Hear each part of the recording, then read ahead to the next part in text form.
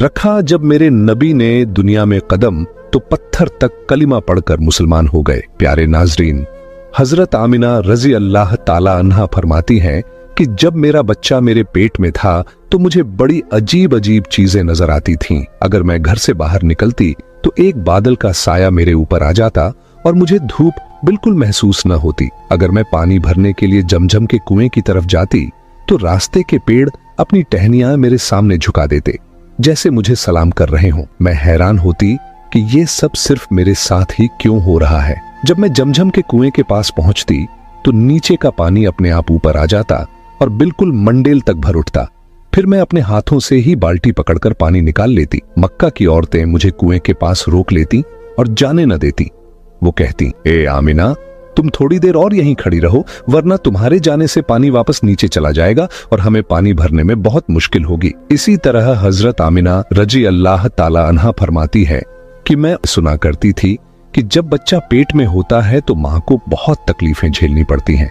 कभी हाथ पांव में दर्द, कभी सर दर्द, कभी उल्टी, कभी बुखार और कभी चिड़चिड़ापन। ये सारी बातें सुनकर मैं सोचती कि अजीब है, मुझे तो पूरे 9 महीनों में कोई तकलीफ नहीं हुई। यहां तक कि जब तक मेरा बच्चा पेट में रहा मुझे सर दर्द तक न हुआ। हजरत आमिना को अजीब अजीब ख्वाब भी आते थे। वो फरमाती हैं कि जब मैं रात को सोती तो मुझे ख्वाब आता कि मेरे जिस्म के अंदर से एक नूर निकला है और उसने पूरी दुनिया को रोशन कर दिया है। ये सब देखकर मुझे यकीन हो चुका था कि मेरे पेट में जो बच्चा है वो यकीनन कोई आम इंसान नहीं, पैगंबर हजरत मोहम्मद मुस्तफ़ा सल्लल्लाहु ताला अलैहि वसल्लम जब अपनी मां हजरत आमिना रजी अल्लाह ताला अन्हा के पेट में थे तो एक रोज आपकी दादी ने आपके दादा को इशारे से बुलाया और कहा, क्या आपको मालूम है ये बहू आमिना बहुत महंगा इत्र लगाती है।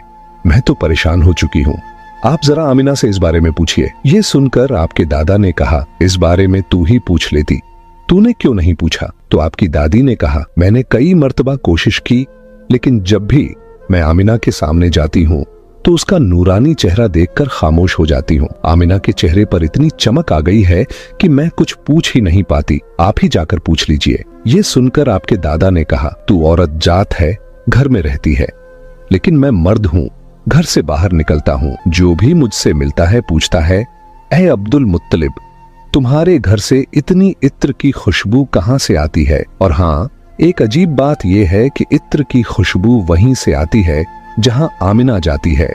अगर आमिना रसोई में जाती है तो खुशबू वहीं से आती है, अगर गुसलखाने में जाती है तो खुशबू वहीं से आती है, अगर बैठकी में जाती है तो खुशबू वहीं से आती है,